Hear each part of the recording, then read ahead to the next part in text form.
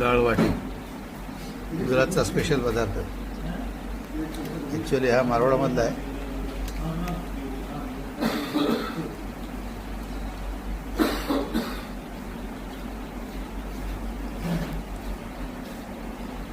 हे 2 गोळे आले, ते फुटले.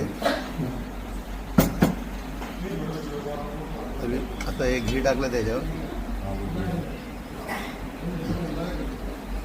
हवी डाळी दे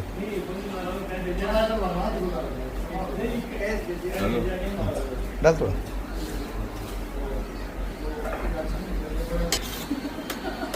ही चटणी डाळवाटी बरोबर आलेली.